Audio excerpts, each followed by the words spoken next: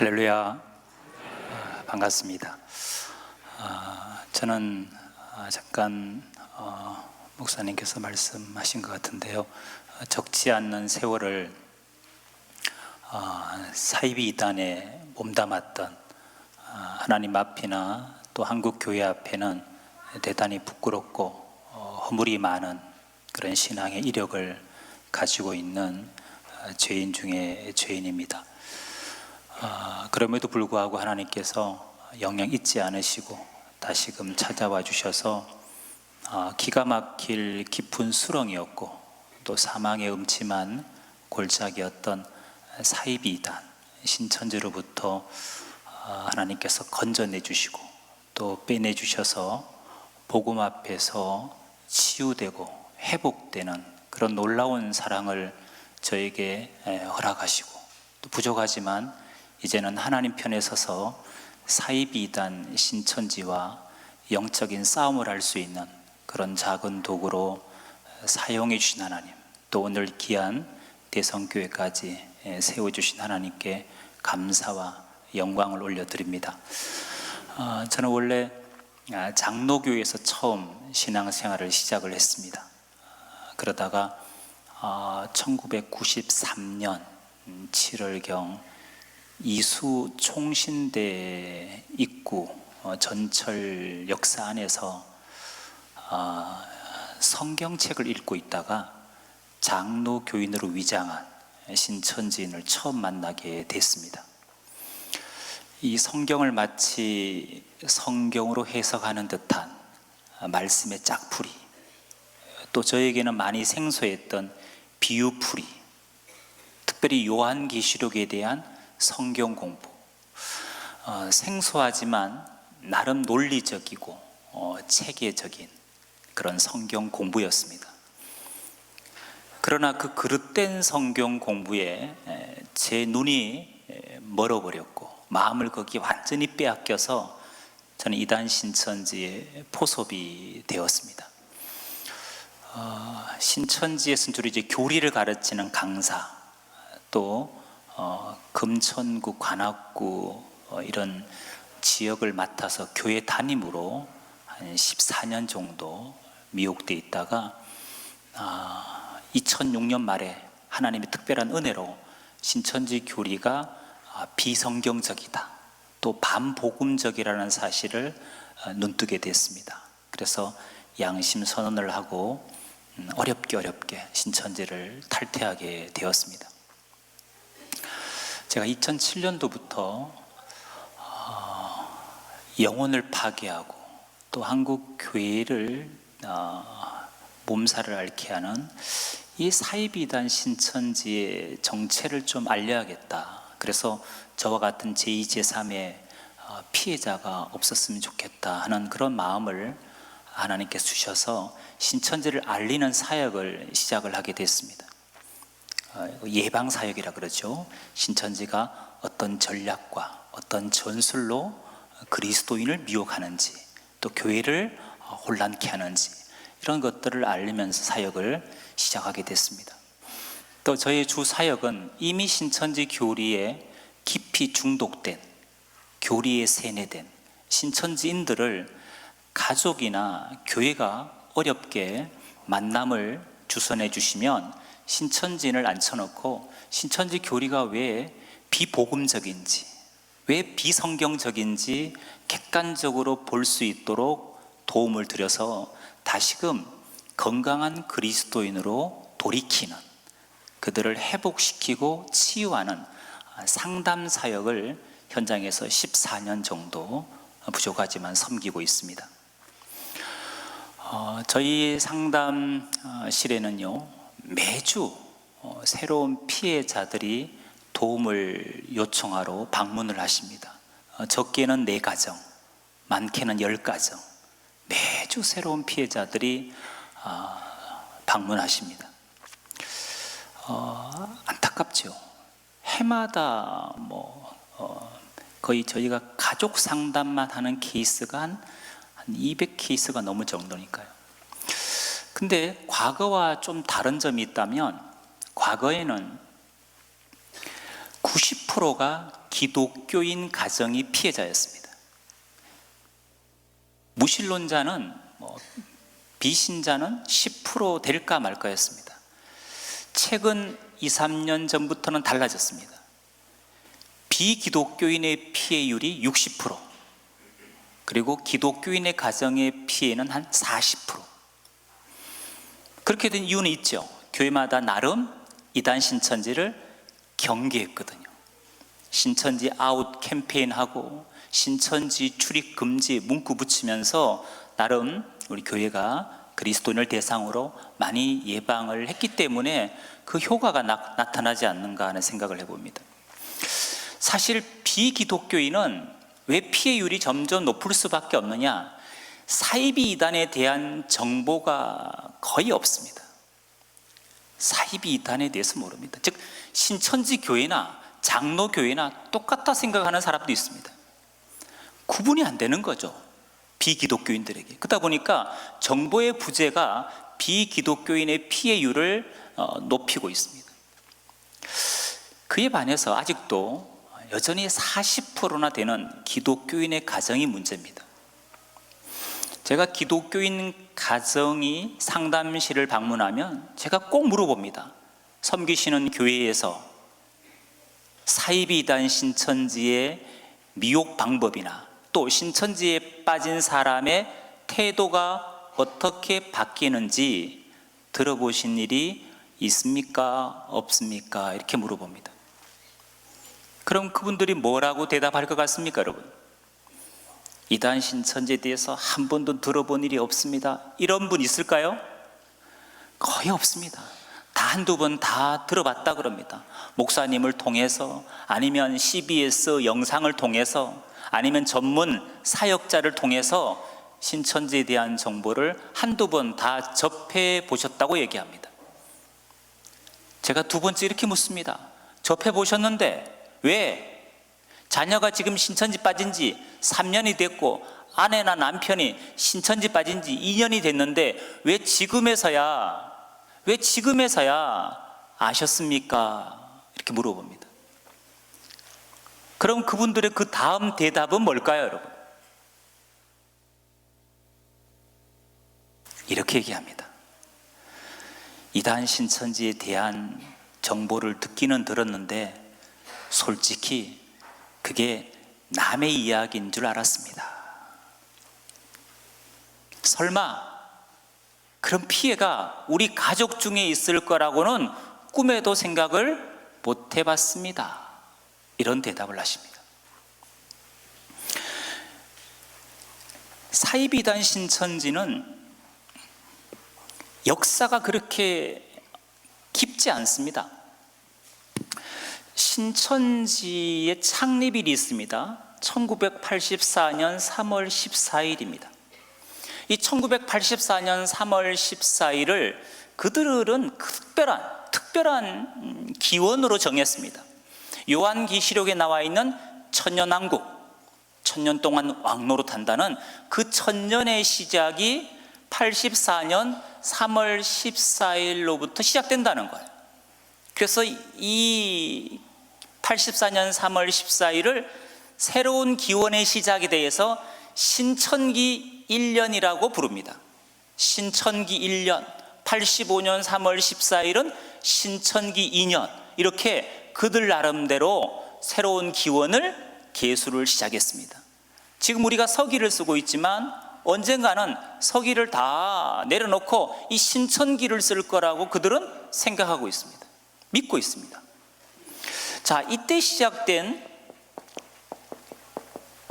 신천지가, 제가 신천지를 탈퇴한 게 2006년도입니다. 제가 12월에 탈퇴했는데요, 그들 연도로 한 23년 됩니다. 그 23년 동안 신천지가 미혹한 숫자가, 그들의 교세가 약 한 4만 5천 명 정도가 됐습니다. 23년 동안 미혹한 수가 한 4만 5천 명 정도 됐습니다. 여러분, 올해가 몇 년도인지 아시죠? 2019년도입니다. 우리 지금 10월 달을 보내고 있죠. 그들 연도로 따지면 36년입니다. 36년.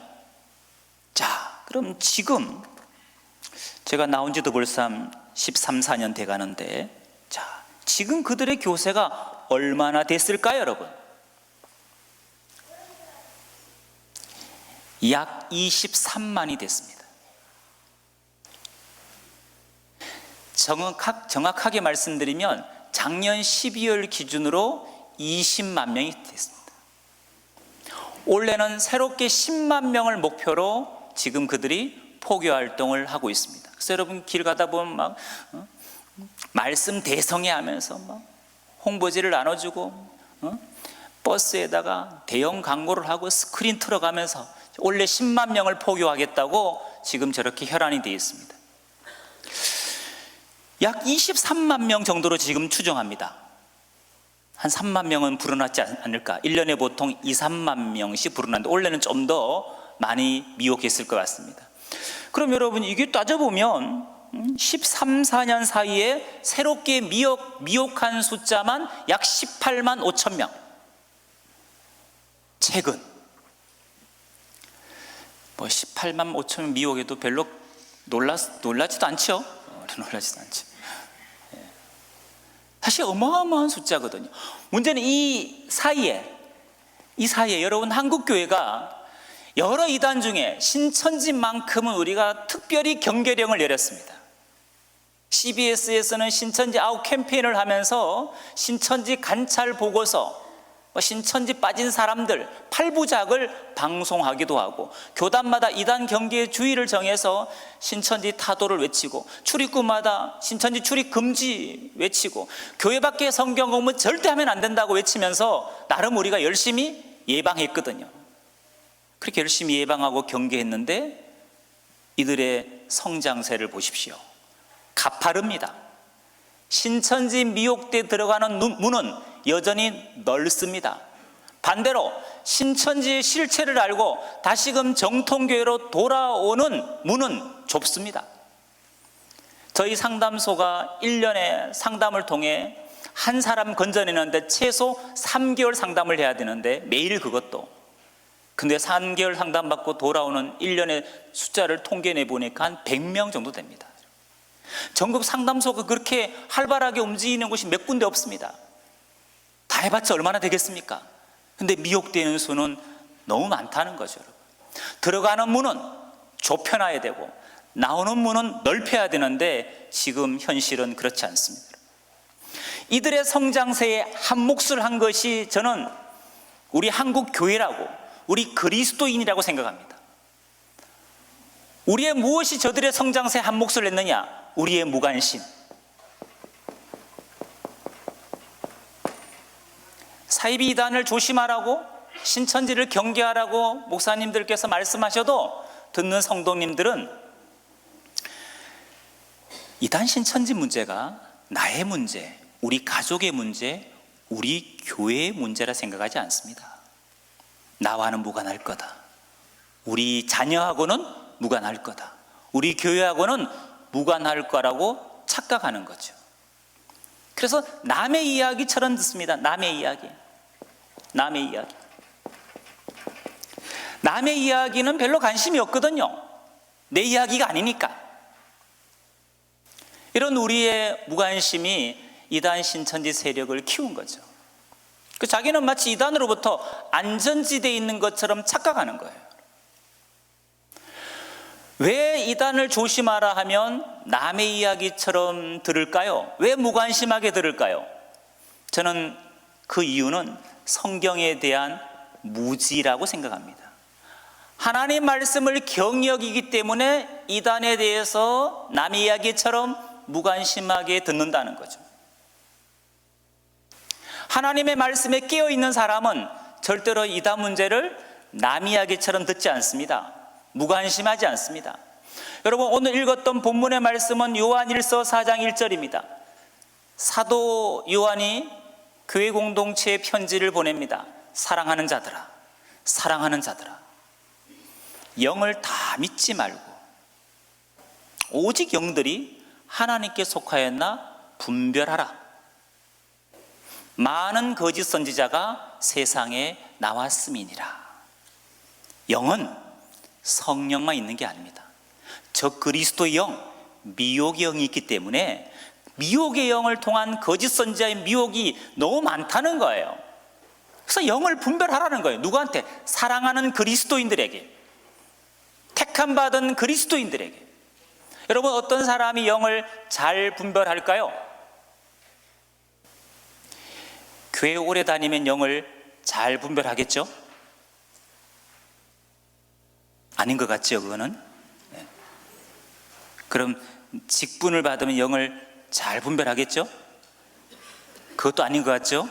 네. 제가 신천지에 있어 보니까 신천지에 오는 정통교회 계시다가 신천지에 미혹되어 오는 그 부류를 제가 다 봤지 않습니까?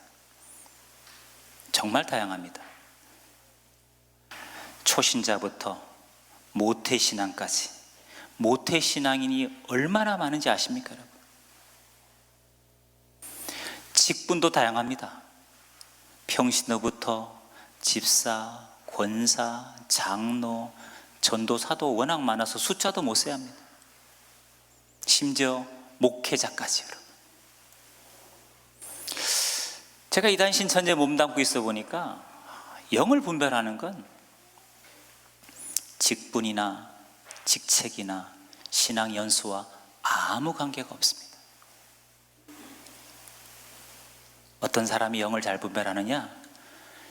성령 안에서 말씀과 기도로 깨어있는 사람만이 영을 잘 분별합니다. 그리고 겸손한 사람일수록 영을 잘 분별하더라고요. 꼭 목회자와 작은 부분이라도 신앙적인 부분은 상담을 하거든요. 겸손하신 분들은. 여러분, 초대교회의 많은 문제 중에 서신서 읽어보면 초대교회 여러 가지 문제 중에 미혹에 대한, 이단에 대한 문제가 반복적으로 언급되는 것을 볼 수 있습니다. 바울은 고린도 교회의 편지를 고린도서 11장에서 이렇게 보냅니다. 3절에 보면 뱀이 그 간교함으로 하와를 미혹해 한 것처럼 너희 마음이 그리스도를 향한 진실함과 깨끗함에서 떠나 부패할까 두려워하노라.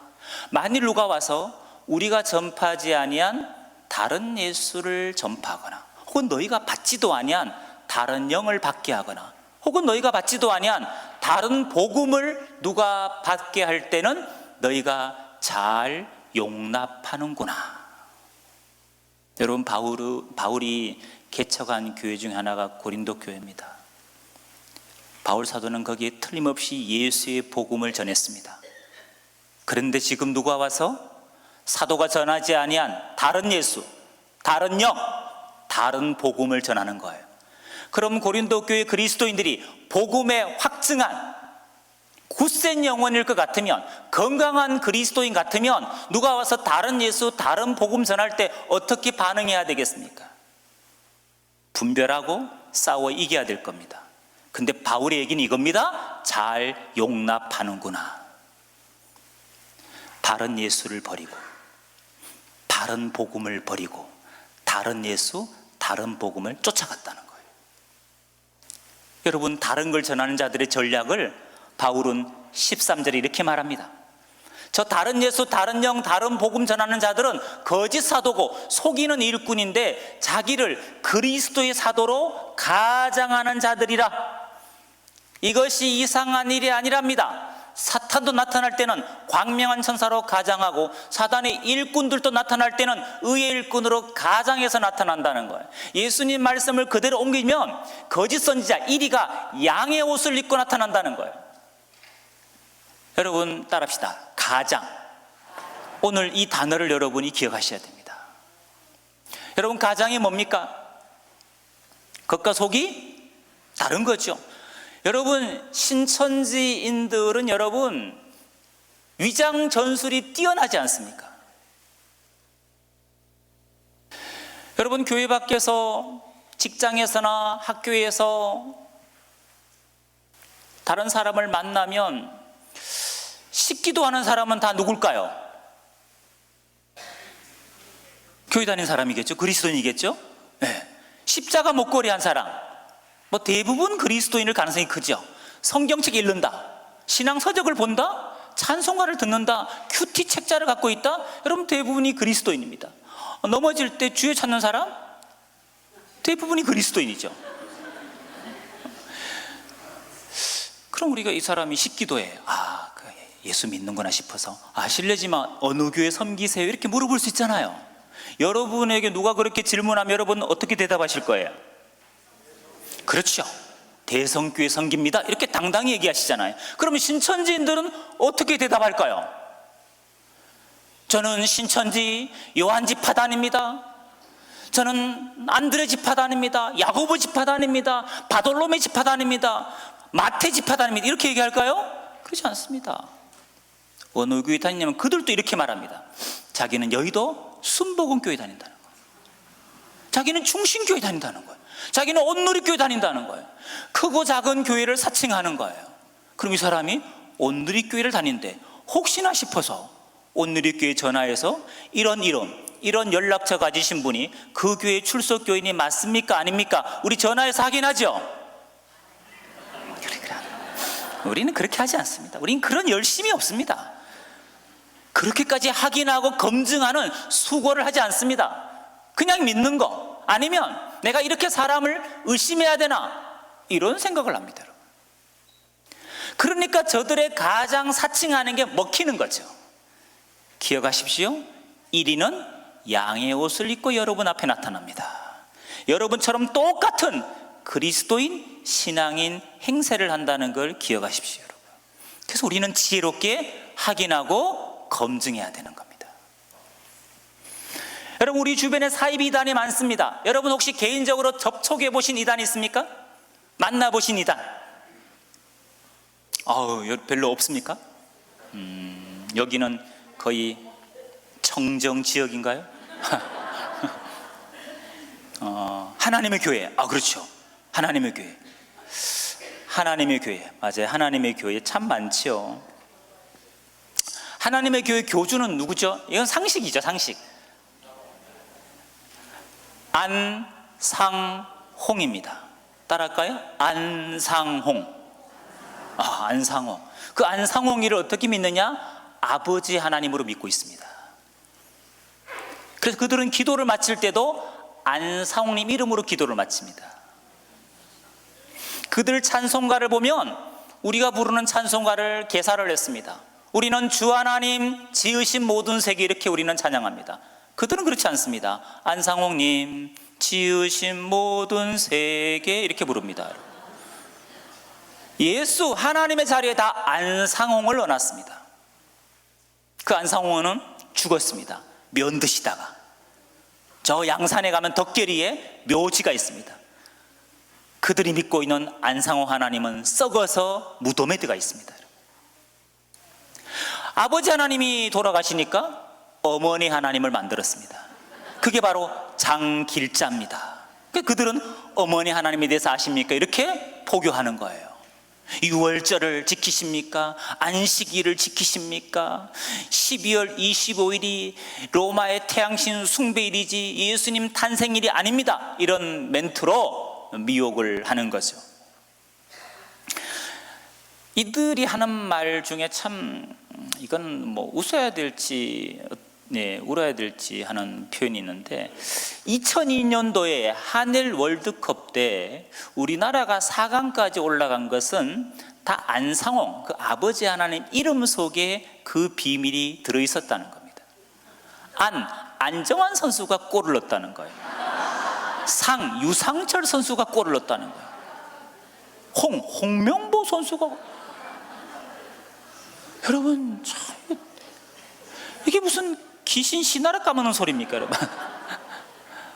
우리가 들을 때는 저건 이성적이지 않고 상식적이지 않는데, 문제는 미혹의 영에 사로잡히면 그런 얘기를 들으면서 웃지 않습니다. 비웃지 않아요. 도리어 기묘하고 신묘하고 오묘한 걸 깨달은 것처럼 생각합니다, 여러분. 그래서 이단하고 논쟁을 하다 보면, 대화를 하다 보면 이건 말이 안 통한다 이럴 때가 많습니다. 미혹의 영의 역사 그렇습니다. 이성이 망가지고 비상식적으로, 비윤리적으로 변하기 때문입니다.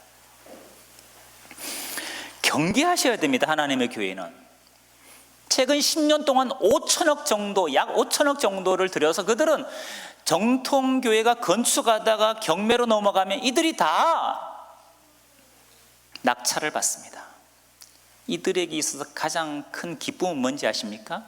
교회를 매입해서 십자가를 내리는 겁니다. 십자가를 우상이라 그래서 십자가를 떼는 것을 그들은 가장 큰 기쁨으로 여깁니다. 우리 주변에는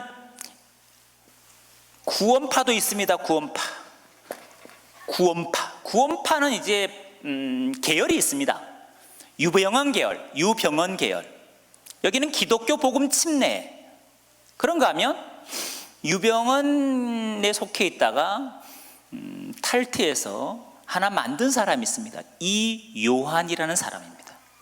이요한은 대한예수교 침례라는 교단명을 씁니다. 또 생명의 말씀 선교회라는 이름을 씁니다. 이요한 측 구원파는 교회 마크가 똑같습니다. 지구본에다가 비둘기 한 마리가 날아다닙니다. 본명은 요한이가 아니고 본명은 이복칠입니다. 이복칠이가 마음에 안 들어서 이요한으로 바꾼 겁니다. 안양 인덕원에 서울중앙침례교회라는 본부가 있습니다. 연예인 중에 많은 분들이 거기에 빠져 있습니다. 그런가 하면 기쁜 소식 선교회, 박옥수 계열이 있습니다. 역시 구원파입니다. IYF라는 국제청소년연합이라는 단체 이름으로 특별히 대학생들, 청년을 대상으로 활발하게 포교활동을 하고 있습니다. 그래서 대형 체육관 빌려서 거듭남의 비밀, 박옥수 성경 세미나 이런 걸 진행합니다. 마인드 강연을 하면서 또 포섭하기도 합니다. 이렇게 구원판에는 세 계열이 있습니다.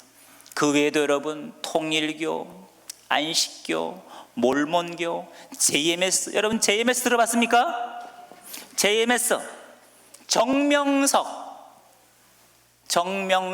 JMS. 정명석 씨를 재림 예수로 믿고 있는 집단입니다. 그래서 정명석 씨가 이제 성범죄자로 10년을 교도 생활하다가 작년에 출소했죠. 전자발찌하고 다닙니다. 지금도. JMS가 정명석이 이니셜처럼 보이겠지만 그 안에서는 이렇게 부릅니다. 지저스, 메시아, 세이비어, 지저스, 모닝스타. 정명석이를 재림 예수로 믿고 있기 때문에 그렇게 부릅니다. 여호와 증인 쉽게 볼 수 있죠? 여러분, 여호와 증인은 이단 중에서 양반입니다. 아예 자기들의 정체를 드러내놓고 포교합니다. 파수대 깨어라 주면서 아예 자기는 왕국행을 왔다고 노골적으로 드러내놓고 미혹하잖아요. 좀 왠지 가장하고는 거리가 멀잖아요. 그나마 양심적인 이단이죠. 소속을 밝히니까. 그러나 여러분, 신천지 집단은 절대 그렇지 않습니다. 교회 들어올 때도 역시 위장해서 들어오고 다 거짓된 프로필을 갖고 들어오고, 그래서 이게 분별하기가 만만치 않습니다. 신천지 정도만 분별할 수 있다면 그 어떤 이단 분별하는 거 어렵지 않습니다. 예수님도 종말이 가까우면 감람산에서 제자들이 예수님께 질문을 했습니다. 마태복음 24장 3절에 주의 임하심과 세상 끝에는 무슨 징조가 있겠습니까? 주의 임하심과 세상 끝에 징조를 물어봤을 때 여러분, 예수님의 첫 답변이 뭔지 아십니까? 너희가 사람의 미혹을 받지 않도록 주의하라. 뭘 주의하라고요? 사람의 미혹을 주의하라는 거예요. 많은 사람이 내 이름으로 와서 이르되 나는 그리스도라 하여 많은 사람을 미혹하리라. 11절 가보니까 재차 말씀하십니다. 거짓 선지자가 많이 일어나 많은 사람을 미혹하겠으며, 24절 25절 갔더니 또 얘기합니다. 똑같은 말씀을. 거짓 그리스도와 거짓 선지자들이 큰 표적과 기사를 보여 할 수만 있으면 택하신 자들도 미혹하리라. 보라, 내가 너희에게 미리 말하였노라. 여러분, 예수님께서 제자들이 종말의 징조, 재림의 징조를 물어봤을 때 특별히 미혹에 대한, 이단에 대한 내용을 반복적으로 말씀하셨습니다. 왜 그랬을까요? 너무 중요하니까 반복적으로 강조하지 않았을까요? 성경의 많은 부분이 여러분 이단에 대해서 경계하고 있습니다. 영을 분별하라고 우리에게 명령하고 있다는 걸 기억하시기 바랍니다. 우리가 정말 말씀에 깨어 있으면 절대 이단 문제 가볍게 듣지 않습니다. 무관심하게 듣지 않습니다. 지금 이 시간에도 제 이 얘기를 남의 이야기처럼 들으시는 분은 그 남의 이야기가 나의 이야기로 바뀔 수가 있습니다.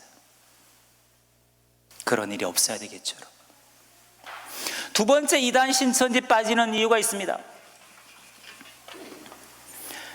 이들이 사용하는 포교법, 이들의 미혹하는 전략 전술이 어떻게 보면 너무 체계화되어 있고 시스템화되어 있습니다. 그래서 이걸 정확히 알고 있어야 되는 거예요. 두리뭉실하게 알아서는 잘 분별이 안 될 수도 있기 때문입니다. 세 번째, 이단 신천지 미혹되는 것은 그들이 가르치는 교리, 미혹 교리가 분별이 안 돼서 빠지는 분들도 의외로 많습니다. 즉 신천지식의 그릇된 성경 공부, 아전인수격으로 자의적으로 해석하는 그 잘못된 성경 공부에 혹해서 빠지는 사람도 있습니다. 이건 기독교인 중에서도. 제가 서울에 사역할 때 독산동에 장로교에 다니는 부부가 있었습니다. 두 분 다 이제 성가대에서 봉사를 하셨던 분이에요. 근데 아내가 신천지 빠졌습니다. 아내가. 그걸 안 남편이 아내를 건져내려고 설득도 하고 눈물로 호소도 해보고 협박도 하고 목사님하고 상담도 하고 아무리 해도 아내의 마음이 요지부동이에요. 집안은 날마다 전쟁터로 바뀌었습니다. 신천지 문제 때문에 지옥 같은 가정이 된 거죠. 그러던 중에 아내가 남편한테 제안을 했습니다. 당신은 나보다 성경도 많이 알고 직분도 먼저 받고 제자훈련도 먼저 받고 믿음도 더 좋고 다 좋은데 왜 목사님 말씀만 듣고 인터넷만 보고 왜 신천지를 이단이라고 선입견 가지고 판단하냐 이거예요. 신천지 센터 와서 6개월 동안 성경 공부해보고 성경적으로 뭐가 틀렸는지 꼬집어주면 자기도 신천지를 고집하지 않고 나오겠다는 거예요. 당신이 와서 성경 공부해보고 분별해 달라는 거예요. 그 말을 들은 남편이 아내 구하러 가셨을까요? 안 가셨을까요? 여러분 같으면 안 가겠습니까? 가셨어요. 그래, 내가 이단 신천지에서 당신을 건져와야지, 내가 분별해서 당신 건져올 거야 하고 갔어요. 어떻게 되셨을까요? 네, 여러분 생각대로입니다. 장렬하게 전사하셨습니다. 살아 돌아오지 못하셨습니다.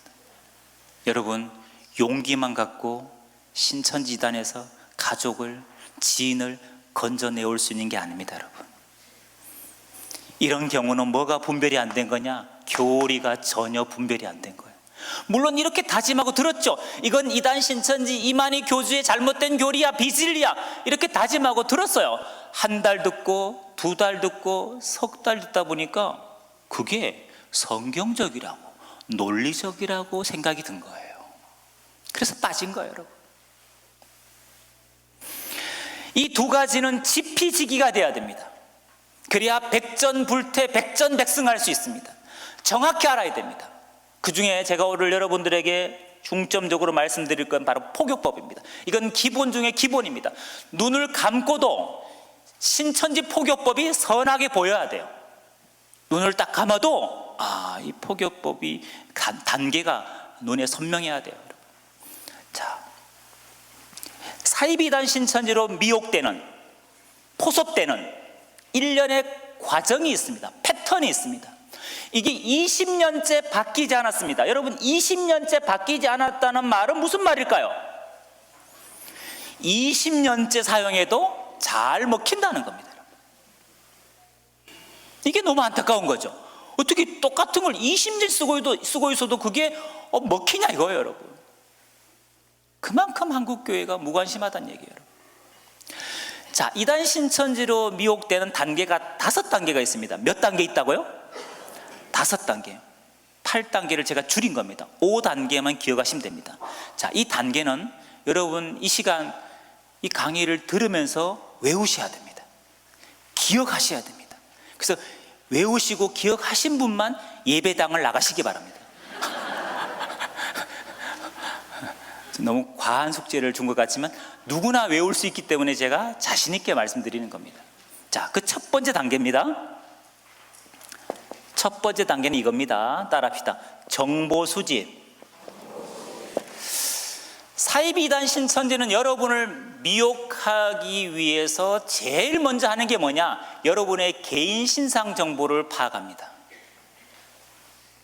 신천지 안에 가면 여러분의 정보를 기록하는 양식이 있습니다. A4 양식이 있습니다.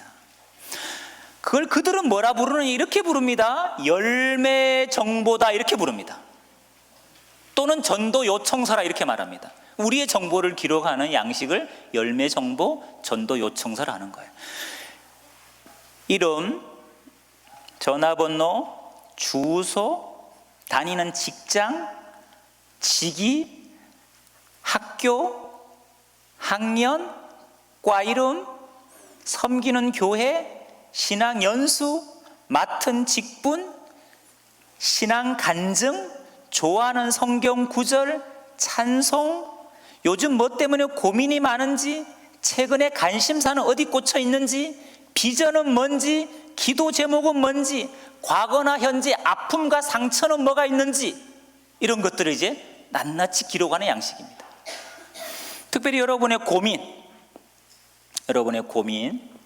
최근의 관심사, 비전, 기도 제목, 여러분의 아픔, 상처, 이런 것들은 신천지 입장에서는 미혹할 때 결정적인 매개체, 정보가 되는 겁니다. 그들은 정보 수집에 많은 시간을 할애합니다. 사실은 여기 보면 양식이 좀 특이한 게 있습니다. 다단계 유무, 이런 체크란이 있습니다. 다단계 유무. 그 말은 신천지는 다단계 하는 사람을 싫어합니다. 심지어 그 안에서 이렇게 말합니다. 다단계 귀신이라고. 그 다단계 하는 신천지인이 신천지인들을 다단계 하는 대로 다 데려가는 거예요. 그래서 이만희가 그냥 싫어해요. 다단계를 포기해야 되는데 다단계 하러 가니까. 그래서 여러분 혹시 신천지인 만났으면 그냥 이렇게 얘기하는 게 빠릅니다. 나는 다단계를 너무 좋아한다고. 이렇게. 정신질환 유무, 이런 건 체크하는 게 있습니다. 또 아킬레스, 이런 란도 있습니다. 별의별 체크란. DISC 유형이 뭔지, 유형이 뭔지, 성격 검사도 하니까요. 가운데 가면 좀 특이한 게 있습니다. 가운데 가면 신천지 입장에서 여러분의 신앙 유형을 분류합니다. 예를 들면 여러분이 신앙생활하면서 성경을 많이 읽는다. 그럼 신천지는 그런 사람을 말씀형이라고 분류합니다. 여러분이 기도를 중요하게 여기면 기도형이라고 분류합니다. 은사를 받았으면 은사형. 교회에서 봉사하는 게 많으면 열심형. 성경을 많이 아는 척하면 부자형, 교만형. 사람을 많이 의지하면 인의형. 시험에 자주 들면 시험형. 교회를 아주 가끔 마지못해 나오면 미지근형. 유형이 다 나눠집니다. 연령대별로 다 나누고요. 왜 이렇게 나눌까요? 그들은 그 유형에 맞는 성경 구절, 설득 멘트, 설득 방법, 심지어 접근하는 사람이 다 다르기 때문입니다. 한마디로 이들의 전략의 핵심은 이겁니다. 맞춤식 전략입니다. 무슨 전략이라고요? 맞춤식 전략. 여러분에게 철저히 맞춰서 전략을 짰다는 거, 이걸 꼭 기억하셔야 돼요. 여러분의 관심사 밖의 문제 같으면, 여러분의 고민 밖의 문제 같으면 이게 연결이 안 되죠. 근데 철저히 여러분의 고민, 관심에 맞춰서 전략을 짰습니다. 그만큼 여러분을 잘 파악했다는 얘기죠. 밑에 가면 알고 기준표라는 점수판이 하나 나옵니다. 신천지 입장에서 우리를 알곡인지 쭉정인지 가라지인지 점수 매기는 겁니다. 신성에는 신앙에 관련된 질문이 있습니다. 인성, 여러분의 성품, 인격에 관련된 질문이 있습니다. 마지막 환경, 여러분 교통수단, 시간적 여건, 경제적인 수준 관련된 질문이 있습니다. 예를 들면 신성에는 이런 질문이 있습니다. 이 사람 매일 큐티한다, 천국과 지옥이 확실히 있음을 믿는다, 요한계시록을 읽어봤다, 이단에 대한 경계심이 낮다, 이런 질문이 있어요. 거기에 따라 점수를 체크하는 겁니다. 매우 그렇다 5점, 그렇다 4점, 보통 3점, 그저 그렇다 2점, 1점 체크하는 거예요. 나중에 점수를 합산하겠죠? 65점 이상 나오면 A급 A급부터 포섭하는 거예요. 여러분, 신천지가 포교 대상을 선별할 때 양질의 기독교인을 선호할까요? 비기독교인을 선호할까요? 이 알고 기준표란 점수표를 보니까 이들은 양질의 기독교인을 포교의 대상으로 선호하죠? 왜 최근에는 비기독교인의 미용률이 60%까지 높아졌느냐? 기독교인한테 성경 공부하자 그러면 알레르기 반응을 보이니까, 이단이라고 생각하니까 안 먹혀서 어쩔 수 없이 비기독교인을 포섭하는 거지, 사실 신천지 입장에서는 비기독교인을 미혹해서 성경 공부를 통해서 신천지 교회까지 인도해 놨을지라도 신천지는 사실 너무 숙제도 많고 고민이 많습니다. 왜? 기본이 안 돼서. 무슨 기본이 안 돼 있을까요? 예배 생활을 중요시 여기나, 기도를 할 줄 아나, 헌금을 하려고 그러나, 봉사를 하려고 그러나, 아무것도 몸에 배인 게 없는 거예요. 여러분, 신천지는 그런 사람을 싫어합니다. 신천지는 신천지 교회 안에 자리만 차지하는 사람을 제일 싫어합니다. 일꾼만을 원합니다. 여러분, 그걸 몸에 체화시키는데 너무 많은 시간, 에너지가 들다 보니까 신천지가 그렇게 비기독교인을 포섭하는 걸 막 좋아하지 않습니다. 여러분, 심지어 신천지 교회 안에 자리만 차지하는 사람을 무한하게 만듭니다. 핀잔을 줍니다. 이렇게 말합니다. 신천지 교리를 양식으로 비유해서 양식만 축내는 인간,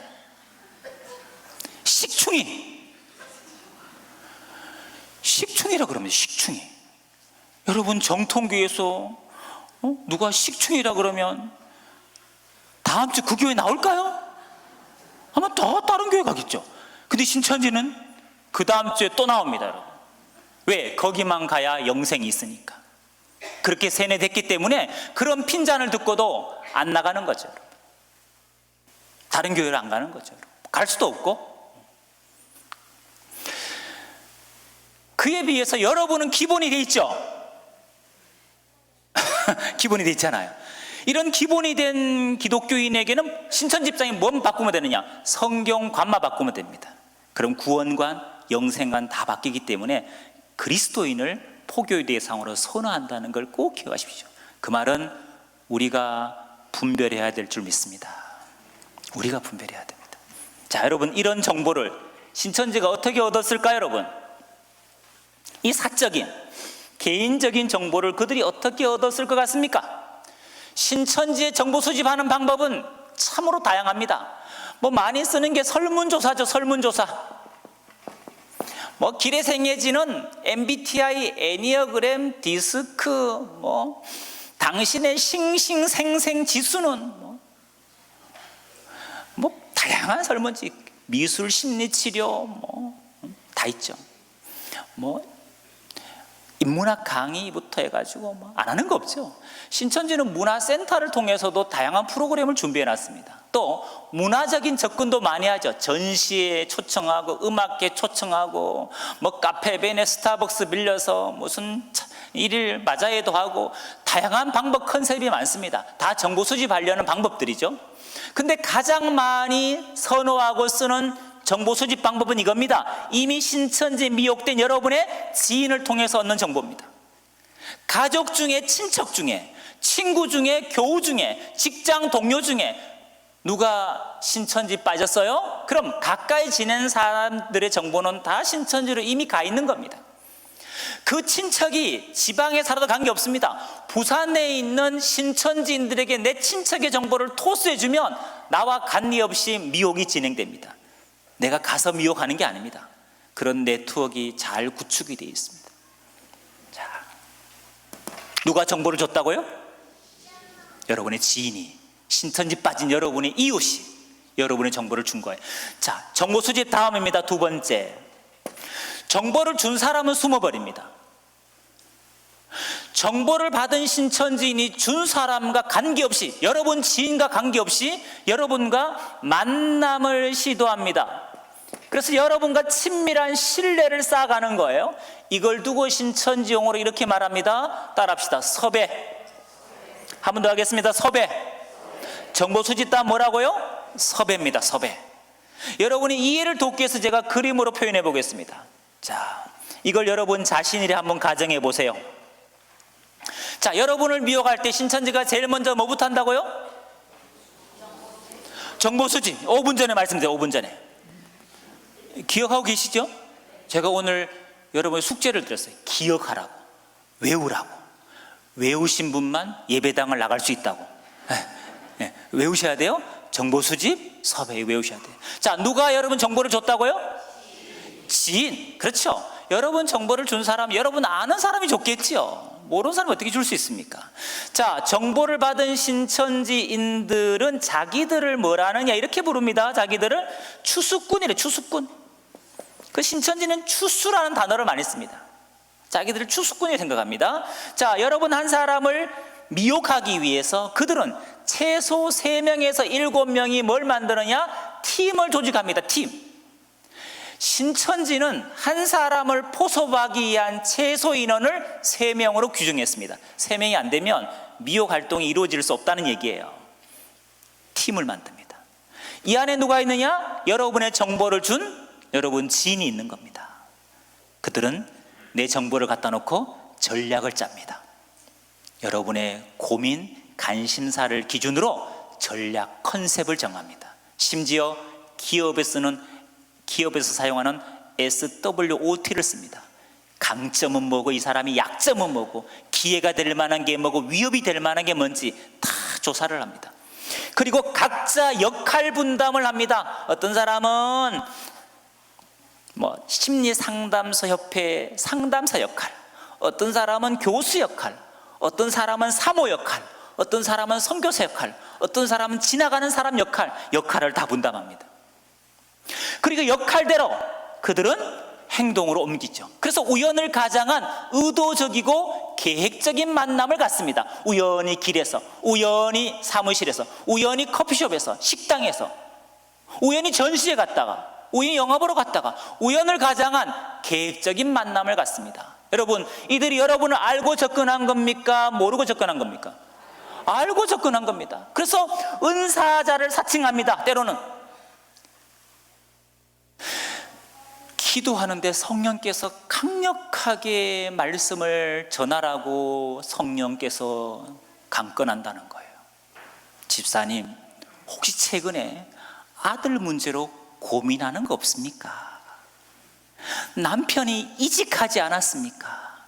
요즘 건강이 안 좋지 않습니까? 여러분의 문제를 정확히 얘기하는 거예요. 성령께서 그렇게 알게 했다는 거예요. 여러분, 성령께서 알게 한 게 아니에요. 정보 수집 때문에 알게 된 거죠. 그래서 불신자를 포섭할 때 사주팔자를 맞춥니다. 보살 컨셉으로 다가와서 보살이 나타나가지고 관상을 봐주고 타로점을 봐주고 손금을 봐주는 거예요. 다 맞추죠. 어떻게 다 맞췄을까요? 그렇죠. 지인을 통해 얻은 정보를 통해 다 맞추는 거예요. 이런 것들이 여러분 불신자인들에게 불신자에게 먹힌다는 거예요. 여러분의 마음을 얻기 위해서 경제적이든 심리적이든 신앙적이든 반드시 도움을 줍니다. 그들은 말로만 하지 않습니다. 실질적으로 도움을 주려고 그들이 부단 애를 쓰고 여러분 고민을 듣고 거기 연결시켜 줍니다. 전문가 그룹들을. 그러니까 마음이 열리겠죠. 도움을 받으니까. 손편지도 쓰고, 여러분 손편지 써보셨습니까? 오래됐죠, 손편지 쓴 지가? 연애할 때 외에는 쓸 일이 없잖아요, 그죠? 웬만한 카톡 날리고 말죠. 이들은 손편지 써요. 왜? 마음을 얻기 위해서 그러는 거예요. 여러분 신천지인들이 포교 대상자를 선별하고부터 자기들만 쓰는 게 하나 있습니다. 육아일지를 씁니다. 육아일지는 당연히 산모가 쓰는 건데 신천지인들은 자기가 포교할 대상이 자기 영적인 자녀라 생각합니다. 산모가 10달을 품듯이 그 영혼을 품고 기도일기를 쓰는 걸 두고 육아일지라 그럽니다. 그럼 신천지 이 사람이 한 사람이 신천지인으로 변질되기까지 한 5개월 6개월 걸립니다. 매일 시간 날 때마다 기도일기를 쓰는 거예요. 하나님 제발 김건사님의 눈을 가려주세요. 신천지라 의심하는데 제발 의심을 품지 않게 해주세요.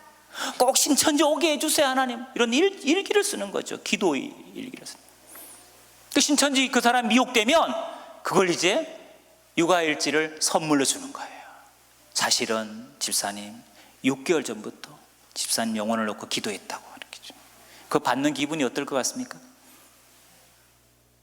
감동이죠. 뭐 미혹됐으니까. 우리가 들으니까 이 치가 떨리지만 미혹된 사람은 다르거든요. 집착합니다. 한 영혼에는 집착이 강하다는 거죠. 자, 이렇게 해서 여러분 마음을 얻은 다음에 신뢰를, 친밀함을 형성한 다음 반드시 우연을 가장해서 훌륭한 선교사님을 우연히 만나는 거죠. 가나에서, 인도네시아에서, 페루에서, 중국에서 선교하다가 안식년 맞아 들어오신 분, 훌륭한 기도원 원장님, 전에 알던 목사님, 사모님, 간사님, 전도사님, CCC, SFC 간사님, 이런 훌륭한 분을 우연히 만나게 하는 거예요. 그리고 이제 본격적으로 나의 문제를 신앙 문제로 연결하고 그 신앙 문제이기 때문에 답은 어디 있느냐? 하나님의 말씀 성경 66권에 명쾌하고 확실한 답이 있다고. 그래서 여러분에게 성경 공부를 제안하는 거예요. 물론 이름은 이렇죠. 큐티하자, 성경 통독하자, 같이 기도하자, 제자훈련하자, 품성학교 하자, 성경 읽어 전에 같이 해보자, 뭐 하자. 다 정통교회가 쓰고 있는 프로그램을 그대로 도용하는데 내용만 바꿔서 하는 거예요. 내용만 바꿔서. 이렇게 해서 자연스럽게 여러분에게 신앙 모임, 특별히 성경 공부 모임을 제안합니다. 개인적인 소그룹으로 성경 공부를 제안하는 거. 이걸 두고 뭐라 하느냐? 신천지 용어로 이렇게 말합니다. 따라합시다. 복음방. 한 번 더 하겠습니다. 복음방. 세 번째입니다. 복음방입니다. 소그룹으로 훌륭한 누구를 연결시키고 소개시켜서 아니면 우연히 만나게 해서 여러분에게 신앙 모임, 성경 공부 모임을 제안하는 거예요. 집이나 사무실이나 시내에 있는 스터디룸이나 조용한 카페나 공원이나 대학교 빈 강의실이나 어디든 관계없습니다. 조용한 곳만 있으면 거기서 2-3명이 모여서 신앙 모임, 성경 공부 모임을 교회 밖에서 하는 걸 두고 그들 용어로 복음방이라 그럽니다. 장소가 제한되어 있지 않습니다. 어디든지 가능합니다. 여러분 1번, 2번, 3번까지 패턴을 외웠습니까? 네. 1, 2, 3번을 외우시든 아니면 이 밑에 그림을 외우시든 뭘 하나는 외우셔야, 기억하셔야 이런 문제 만났을 때 어디서 많이 본 그림, 어디서 많이 본 패턴, 이게 떠오르는 거예요. 그래서 제가 기억하시라는 거예요. 벌써 이런 경험하신 분도 계실 것이고 앞으로 경험하실 분도 계시겠죠. 신천지가 노골적으로 신천지를 드러내놓고 포교하는 건 사실 기독교인에게 먹히지 않습니다. 그건 불신자에게는 먹힐 수 있지만 기독교인에게 먹힐 확률은 거의 없습니다. 여전히 드러내놓고 포교하는 것보다는 은밀하게 하는 포교가 먹히기 때문이죠. 특별히 기독교인들에게. 그리고 여러분만 이걸 분별할 것이 아니고 이제는 믿지 않는 가족, 친척, 그리고 이웃들에게도, 직장 동료들에게, 학교 친구들에게도 알리셔야 돼요, 여러분. 왜? 그들은 잠정적으로 신천지의 미혹의 대상입니다. 제가 아까 말씀드렸죠? 최근에 넘어가는 60%는 비기독교인이라고요, 여러분. 우리만 안 빠질 게 아니고 믿지 않는 사람도 복음으로 회복시키고 복음을 받게 해야지, 이단에 빠져서 다른 복음 받으면 기독교의 대적자가 됩니다. 이단에 빠지면 오직 교회를 공격합니다. 여러분 보니까 신천지인의 특징이 있죠? 여러분 신천지는 뭘 잘하는 것 같습니까? 딱 보니까 이들은 뭘 잘하는 것 같아요, 여러분? 그렇죠. 신천지는 거짓말을 잘합니다. 신천지인들은 연기력이 탁월합니다. 따라합시다. 신천지는 거짓말과 연기력이 탁월하다. 이거 꼭 기억하셔야 돼요. 한 사람 놓고 작당해서 사람을 속이는 거예요. 거짓과 연기예요. 이게 몸에 배었습니다. 그래서 신천지인들은 사실 숨 쉬는 것 외에는 다 거짓말입니다. 그냥 숨만 쉬는 겁니다. 현실이 그렇습니다. 이걸 누가 제일 못 믿느냐? 피해자 가족들이 제일 못 믿죠. 왜? 자기 자녀니까, 자기 가족이니까 믿고 싶거든요. 처음부터 그랬던 건 아니죠. 신천지에 미혹되어서 인격이 그렇게 파괴된 거죠, 여러분. 전에는 진실하고 성실한 사람이 신천지 빠지면 이제 거짓말을 밥 먹듯이 할 수밖에 없습니다. 왜? 거짓말을 죄라고 생각하지 않습니다. 이미 신천지 안에서는 거짓말을 모략이라는 단어로 바꿔놨습니다. 모략. 하나님이 모략의 신인데 그 모략을 사용하도록 하나님께서 허락했다는 거예요. 이사야 11장 2절 보니까 모략을 국어 사전적인 의미로 해석합니다. 모략, 국어 사전관 일어났습니다. 적을 속이기 위한 속임수. 모략은 속임수. 그래서 신천지로 인도하기 위해서 할 수 있는 모든 속임수는 하나님이 허락한 모략, 선한 거짓말. 죄가 안 된다. 이렇게 이미 그렇게 세뇌가 되어 있습니다. 여러분 성경 이사야 11장 2절에 나오는 모략은 속임수란 말이 아닙니다. 이사야서는 애초에 기록될 때 한글로 기록된 게 아니에요. 우리는 지금 번역 성경을 보고 있어요. 그 이사야서의 애초의 언어는 히브리어입니다. 히브리어의 모략은 애자라는 단어로 기록돼. 애자는 속임수가 아니라 애자는 계획이란 뜻입니다. 계획. 하나님은 계획의 신이라는 거지 하나님이 어떻게 속임수의 신이 될 수 있겠습니까, 여러분? 성경에 대한 무지요 오해입니다. 거짓말하고 연기해도 양심의 가책을 느끼지 않기 때문에 신천지인들의 정보 수집 방법, 섭외하는 방법은 사실 10,000가지가 넘죠. 신천지가 사용했던 사례들을 여러분들에게 불러드리겠습니다. 신천지는 위장 봉사단체를 많이 만들었습니다. 사단법인으로 등록된 단체도 꽤 많습니다. 주로 이런 이름입니다. HWPL, IPYG, IWPG, ICW153, 만남, 홍대 입구에 갔더니 이런 이름으로 포교 활동을 하고 있었습니다. 신천지가 엄지척 출판사, 그루터기, 열린이웃, 굿프렌즈, 천사운동본부, 이름도 다양하죠. 이런 단체 이름으로 뭐 하느냐? 역사 세미나하고 모니터링하고 불이웃 돕기, 독거노인 돕기, 김치 담그기, 쌀 나누기, 벽화 그리기, 학대받는 아이들에게 위로의 편지 쓰기. 신천지는 학원을 운영합니다. 정식 학원을 운영합니다. 연기 학원을 운영합니다. 대학생 청년 대상으로 성격 개조를 시키는데 연기만큼 탁월한 게 없다고 연기 학원을 운영합니다. 음악 레슨 학원을 운영합니다. 다양한 레슨을 시켜주죠. 저렴한 비용으로, 심지어 무료로. 그리고 전화로 텔레마케팅처럼 TM을 합니다. 전화해서 짝사랑 찾기, 전시회를 하죠. 미술, 공연 다 합니다. 그 다음에 강연회를 많이 합니다. 성공에 관련된 강연회. 대학가에는 위장 동아리들이 많습니다. 다양한 명칭을 사용하죠. 청춘하담, 축구 사우나, 하나눔, 타파, 데이킨, CSM, 청설모의 약자입니다. 청년들을 설레게 하는 모임의 약자입니다.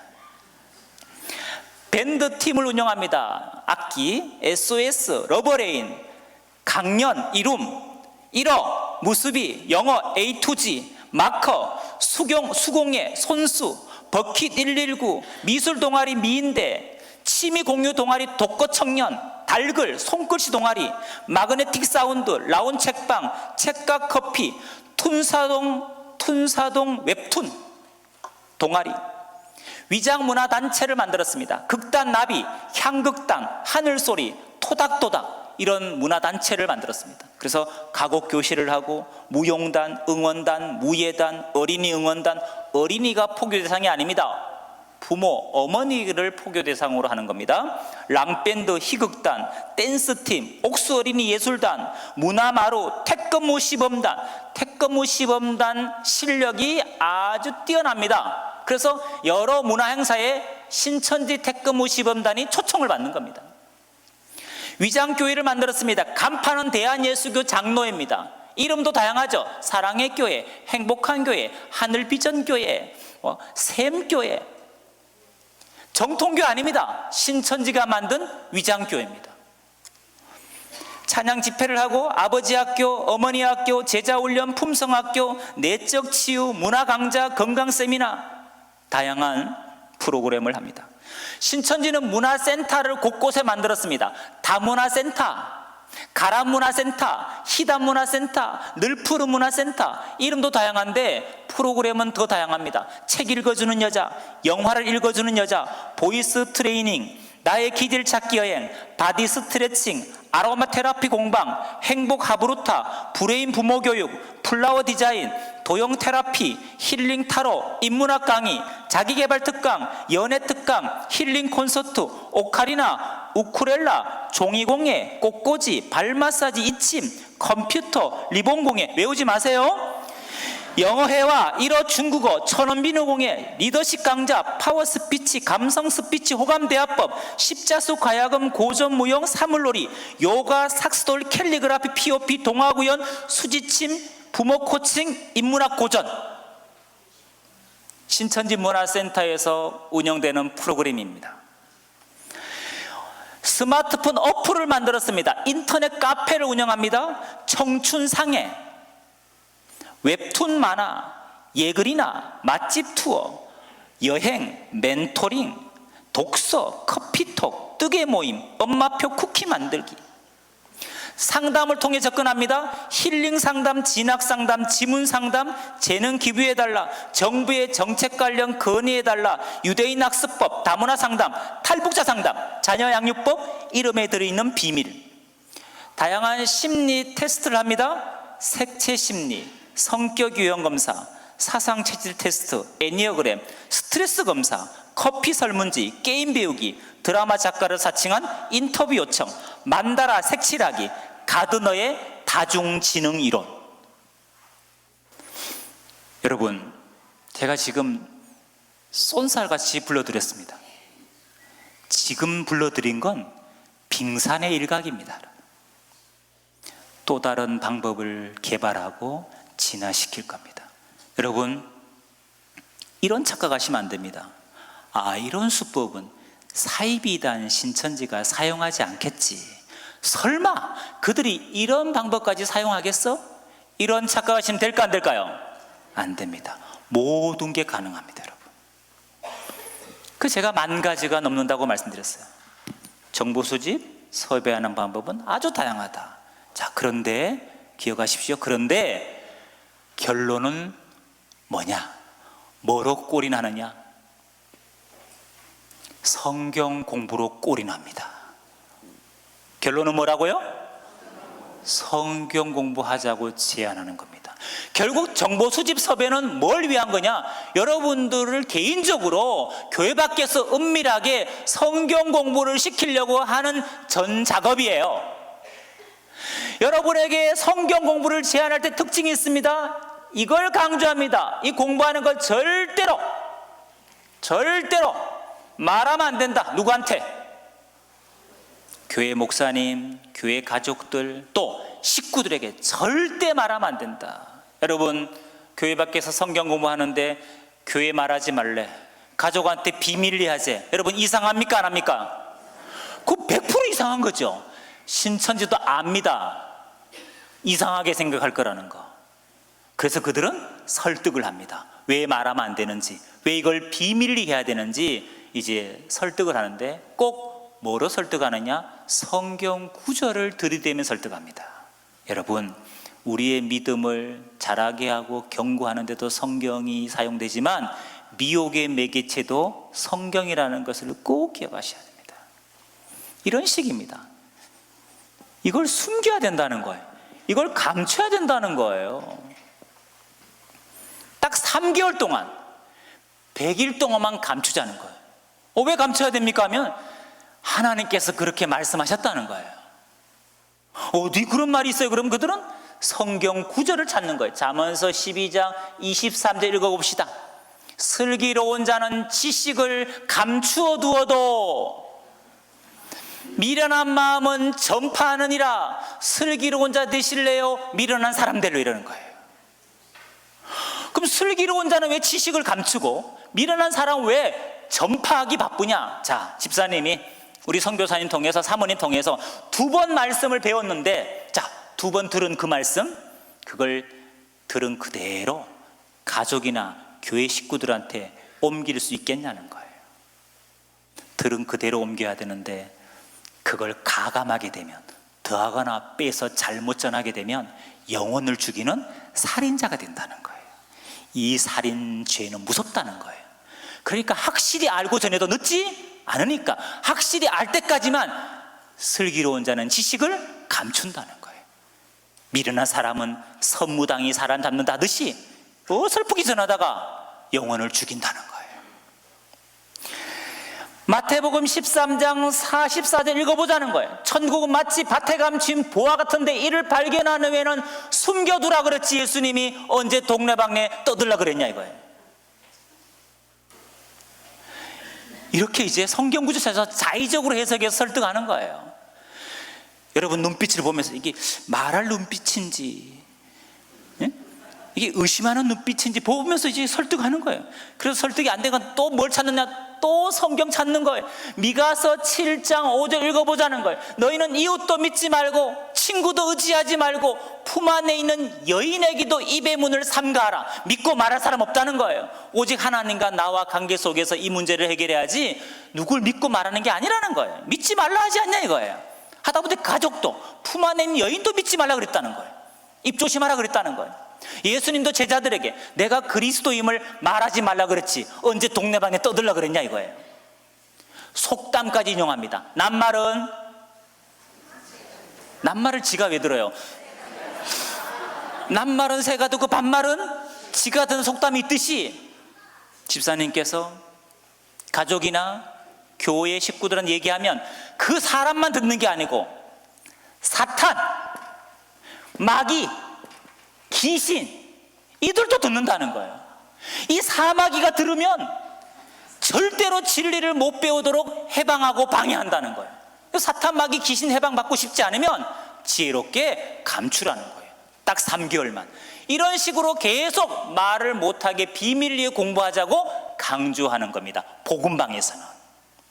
그리고 삼자를 매칭하는 게 특징입니다. 즉 나하고 친분이 있는 사람은 성경을 직접 가르치지 않습니다. 반드시 이 훌륭한 삼자를 우연히 만나거나 소개하거나 매칭해서 가르치는 게 특징입니다. 이게 복음방의 특징이니까 잘 기억해 두시기 바랍니다. 자, 복음방에서 어느 정도 신천지 교리를 잘 받아들이면 네 번째, 센터라는 곳으로 인도합니다. 따라합시다. 센터 인도.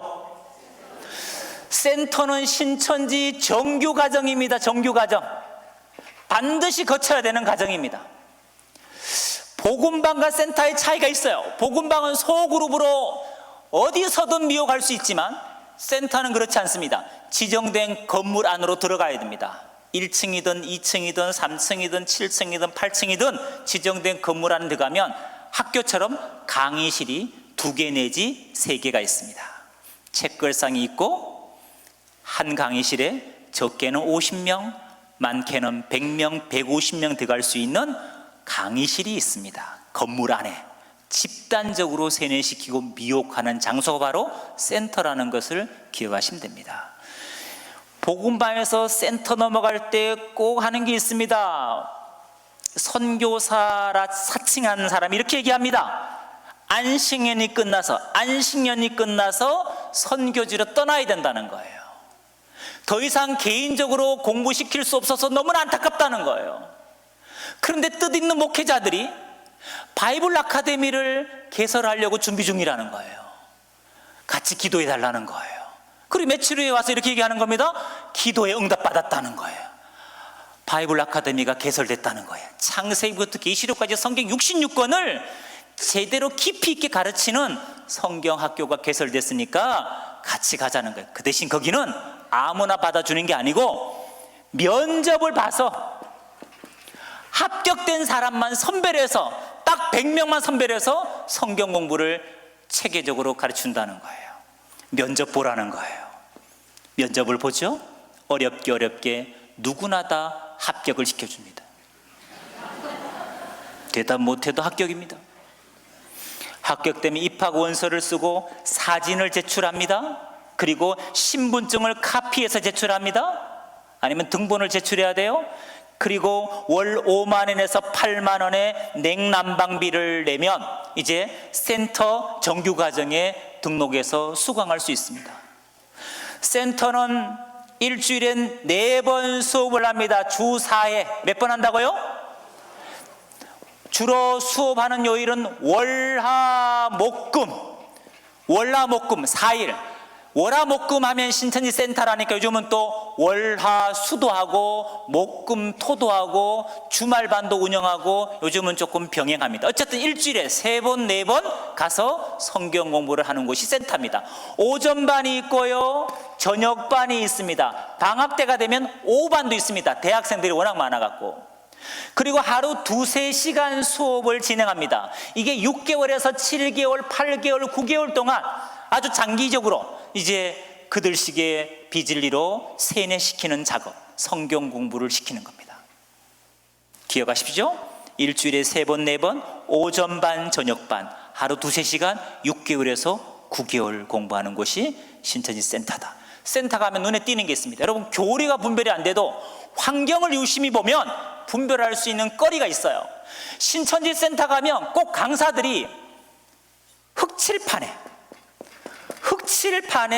서판에 가면서 성경을 가르치는 게 특징입니다. 대형 흑칠판에 판서에 가면서 성경 가르칩니다. 신천지 강사들이. 여러분, 흑칠판은 주로 어디 있습니까? 학교 있죠. 또 어디 있습니까? 학원가도 있을걸요? 하나 더 기억하십시오. 신천지 센터에 꼭 있다. 흑칠판. 기억하세요? 그리고 개역 한글을 고집합니다. 우리는 지금 개역 개정을 많이 보죠. 근데 이들은 오직 개역 한글이 번역이 제일 잘 됐다고 개역 한글을 고집하는데, 개역 한글을 고집하는 이유는 신천지 교리하고 맞기 때문입니다. 그리고 주석은 인학이니까 비질이니까 절대 보지 말라. 주석 없는 개역 한글로 성경 공부를 하는 게 특징입니다. 이 센터에서 2달 정도 지나면, 6개월, 9개월 과정 중에 2달 정도 지나면 신천지라는 용어가 나옵니다. 요즘은 1달 반만 돼도 나옵니다. 그리고 자기들이 작당했다는 것도 오픈합니다. 그럼 배신감 느끼고 신천지 이단이니까 공부하러 안 갈 것 같죠? 그렇지 않습니다. 이미 2달 안에 세뇌가 됐기 때문입니다. 조금의 자기를 속였다는 것에 실망감이 들어도 곧 이기고 공부하러 갑니다, 여러분. 그래서 그들이 1달 반, 2달 되면 신천지를 오픈하고 작당한 것도 오픈하는 거예요, 여러분. 6개월 과정, 9개월 과정이 마치면 수료식을 합니다. 수료식.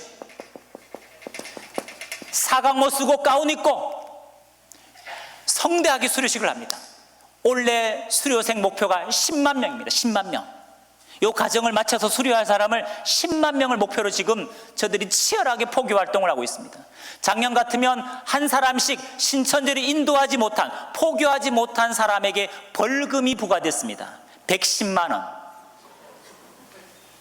작년에 20만 명 중에 포교를 못한 사람이 14만 명이 넘었습니다.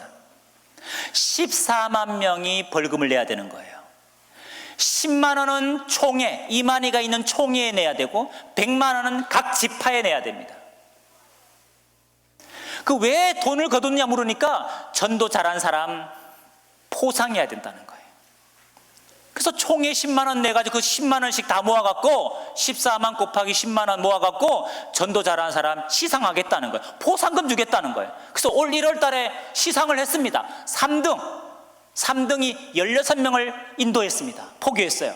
상금이 10만 원. 2등 17명이 인도했어요. 상금이 얼마였겠어요?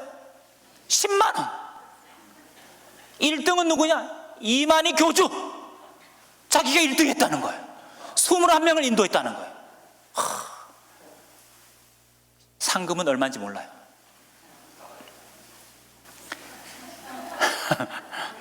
상상에 맡기겠습니다. 올해도 여러분 포교한다고 지원금을 줍니다. 청년들에게 30만 원, 40만 원 포교하라고 지원을 하고, 심지어 전도 못한 사람은 전도 잘한 사람한테 돈을 주고 열매를 사기도 합니다. 여러분, 수료 조건이 있습니다. 신천지 이 과정이 끝난 다음에 수료할 때는 사각모 쓰려면 이날 이제 교주 이만희를 만나는 날이거든요. 드디어 보혜사, 이 시대 구원자, 만왕의 왕 주 그리스도를 만나는 날이거든요. 이만희를 주 그리스도, 이만희를 보혜사, 이 시대 구원자라 가르치거든요. 근데 만나려면, 그 수료에 참여하려면 반드시 한 사람 이상 뭐 해야 되느냐? 인도를 해야 돼. 인도.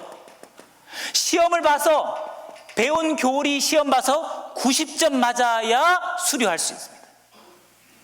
울산에 계신 모 집사님이 이 과정을 다 마쳤는데 시험을 봤는데 수료 시험은 30점을 맞은 거예요. 그 신천지가 수료를 안 시킨 거예요. 점수가 안 된다고. 이 집사님이 너무 기분이 안 좋아 신천지 교회를 안 나간 거예요. 동기들은 다 수료했는데 자기만 수료 못했다고 기분이 안 좋아갖고 가고 싶었는데 30점 맞아서 수료 못해서 마음이 상한 거예요. 비질려서 안 가야 되는데, 이단이어서 안 가야 되는, 그게 아니에요, 여러분. 동기생 중에 권사님이 있었어요. 울산의 모 교회를 섬기는 권사님이 이 과정 다 마치고 시험도 패스하고 인도도 하고 해서 이분은 이제 수료를 했어요. 이 권사님이다 보니까 이제 소문이 난 거예요. 교인들이 의심을 하게 된 거예요. 그래서 발각이 됐어요. 남편은 교회도 안 다닌 사람이에요. 남편이 신천지 갈 바에 이혼하자고 권사님한테 얘기했어요. 권사님이 당당히 얘기했습니다. 남편한테 살 만큼 살았으니까 이혼하자고. 눈 하나 깜짝 안 하고, 여러분. 그 이혼하러 가는 길에 목사님이 어렵게 목사님 운전하고 권사님하고 남편 태워갖고 가정법원 어차피 갈 바에 한 번만 상담소 들렀다가 가정법원 모셔드린다고, 한 번만 상담소 가자고. 그래 권사님은 사정사정해서 설득했습니다. 그래서 상담소 왔어요. 한 번 상담을 받았어요. 하나님 놀라운 은혜죠. 한 번 딱 듣고 권사님이 뭔가 이상한 걸 감지하셨어요. 그래서 내일 한 번 더 받아보실래요 하니까 한 번 더 오겠대요. 그 다음날 상담을 받고 권사님이 하나님 은혜로 분별을 하게 됐습니다. 신천지 교리가 잘못됐다는 걸. 그리고 상담 2달을 다 마치고 이제 교회로 돌아가셨어요. 주일날 그 교회에서는 잔치가 벌어졌습니다. 이단에 빠진 권사님이 회복해서 돌아왔다고 간증도 하시고 떡도 하고 성도님들이 잘 돌아왔다고 권사님 안아주고. 여러분, 이단에 빠진 영혼 돌아올 수 있습니다. 해마다 상담받은 영혼들 90%가 돌아옵니다. 여러분, 상담만 받으면. 여러분, 이 권사님이 그 주일날 오셨을 때 누가 따라왔는지 아십니까? 남편이, 목사님이 너무 감사해서 교회를 나오시게 된 거예요. 여러분, 남편을 전도하게 된 거예요. 여러분, 그 계기를 통해서. 여러분,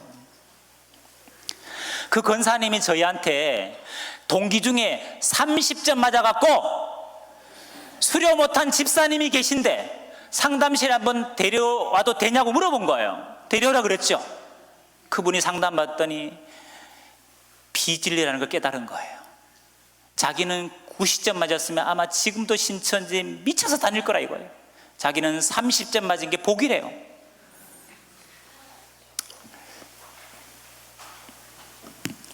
수료하면 신천지 교회에 출입할 수 있는 아이디 카드가 나옵니다. 지문인식을 할 수 있습니다. 요즘은 이제 어플에다가 S나비라는 S라인의 어플에다가 그 신분증을 내장해 놨습니다. 그걸 입구에 대야만 신천지 교회문이 열립니다. 그러니까 이 과정을 마치지 않으면 신천지 교회로 갈 수가 없는 거예요.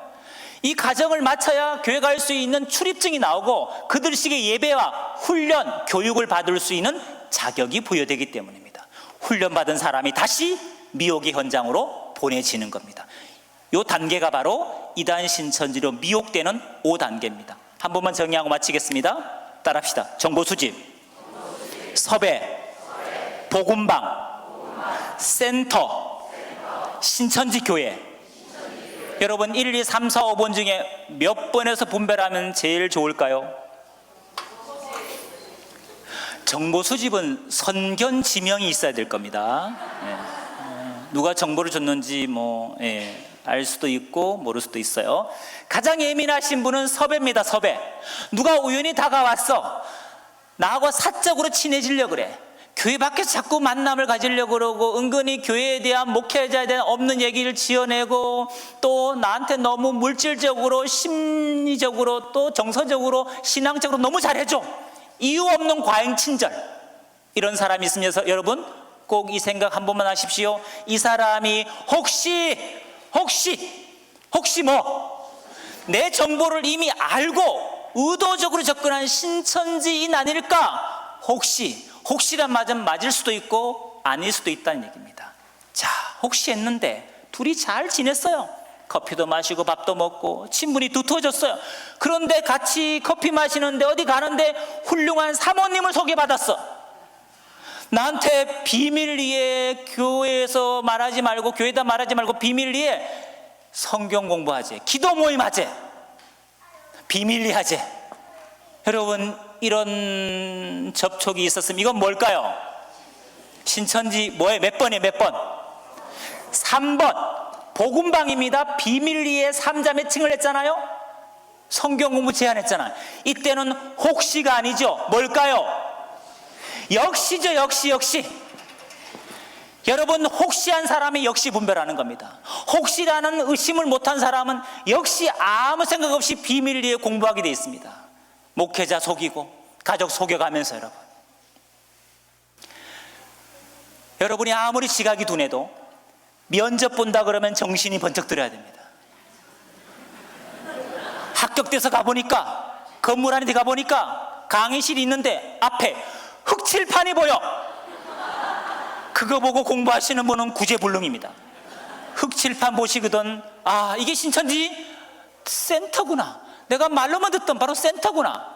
설사 여기에 내 아무리 친한 지인이나 친구나 가족이 인도했을지라도 빨리 가방 정리하시고 섬기는 교회에 와서 어떤 경로로 가게 됐는지 숨기지 마시고 목회자에게 꼭 오픈을 하셔서 이 정보를 준 그 시작이 누군지를 찾아내셔야 됩니다. 왜? 그분은 여러분의 지인일 가능성이 크니까, 가족일 가능성이 크니까 그 사람을 건져내려면 상담을 하셔야 됩니다. 오픈하셔야 됩니다. 여러분.